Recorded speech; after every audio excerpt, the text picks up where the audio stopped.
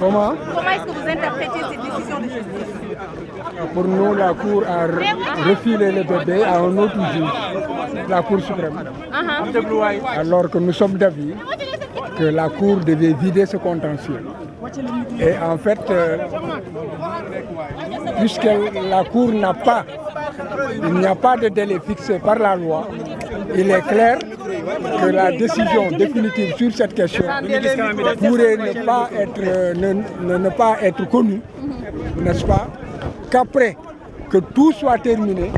pour, comment dirais-je, la question des parrainages et peut-être même le dépôt des candidatures. Comment? C'est la raison pour laquelle la Cour a refusé la candidature Je dis que moi je constate que la Cour a refilé le bébé à une autre juridiction alors qu'il n'y a aucun délai qui est fixé et qu'avec ce jeu, nous allons vers une situation où,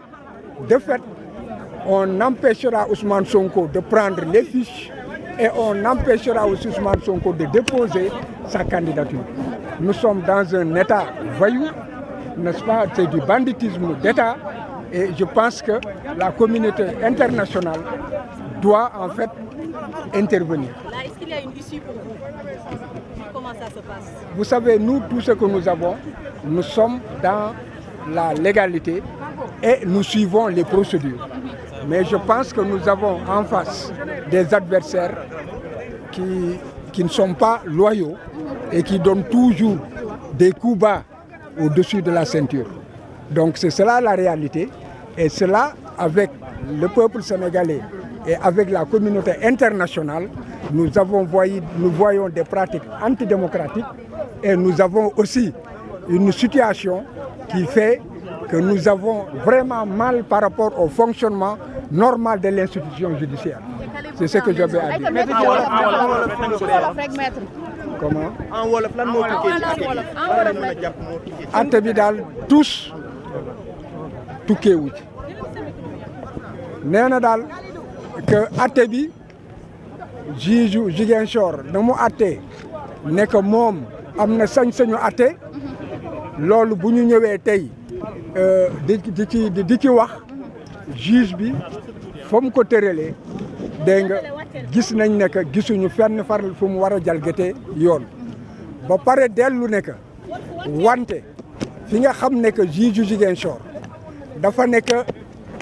maanaam kayit yi nga xam ne que dañ bëggoon yëgal Ousmane Sonko ne que dindi nañ la ci liste yi kayit boobu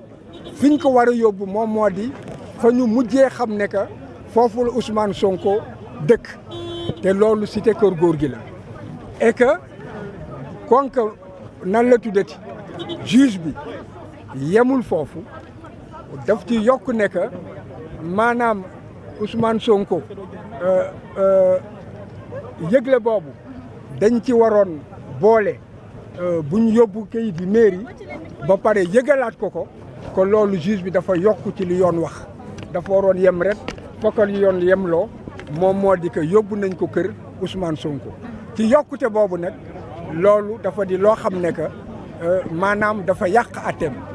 kon boog léegi faase na atte boobu nekkaat na tous kon dañ ko war a attewaat te léegi kon tribunalu jox na ndigal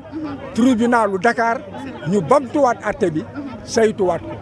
loolu nag li muy tekki moom moo di que ci po bi ñuy po bu fekkee ne que loolu gis na ko et que problème mu kayit rek la na wax loolu moom est-ce que kayit boobu juge bale nee na que huissier bi dafa waroon yónnee poste kayit bi pour que Ousmane mën cee jot ñoom nee nañ ko loolu daf cee yokk su fekkee ne daf cee yokk war nañu mën a wax léegi lan la ñuy dogal ndax Ousmane dañ koy bàyyi ci liste bi wala ndax Ousmane dañ koy jënd ci liste bi wante doxalin bi fa ñuy jëm moom moo di que dañoo nar a mujj di dem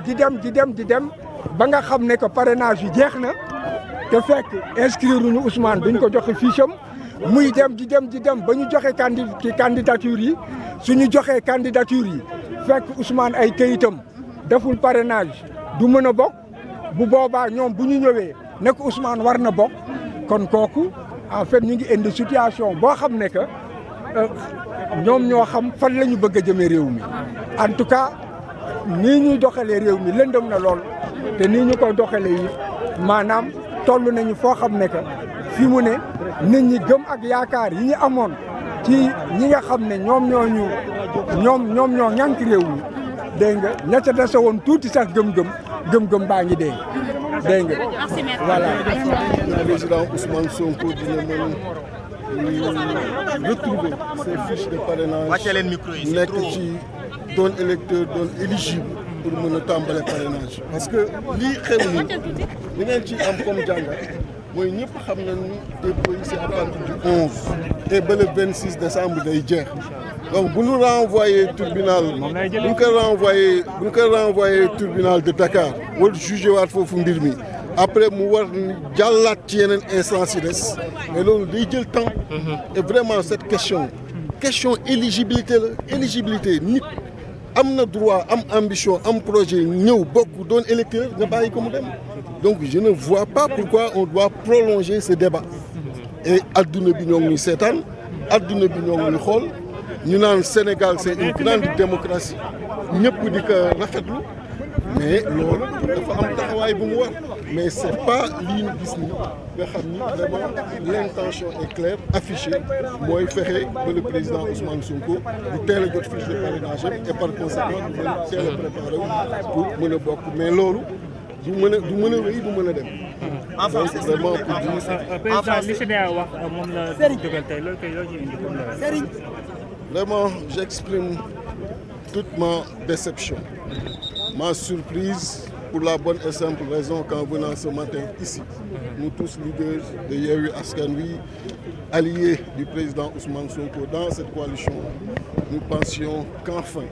on allait lui permettre de pouvoir disposer de ses fiches de parrainage et avec le peu de temps qui nous sépare du début du dépôt, de pouvoir se faire parrainer comme il le souhaite et participer à l'élection présidentielle. Mais cette décision qui renvoie tout le monde devant le tribunal d'instance de Dakar ne fera que ralentir justement la décision finale pour qu'il puisse disposer de ses fiches. Et on n'a plus beaucoup de temps parce que je vous le rappelle, c'est entre le 11 décembre et le 26 décembre que les dépôts doivent se faire.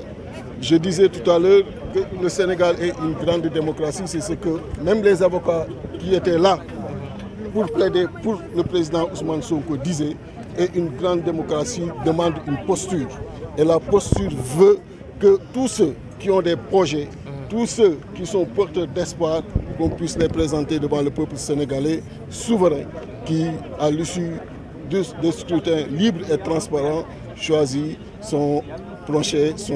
président de la République. Donc pour dire qu'on est extrêmement déçu par ce qui vient de se passer, parce que justement c'est une autre procédure qui va être ouverte avec un autre tribunal et on ne sait pas jusqu'où ça va nous mener. Merci beaucoup.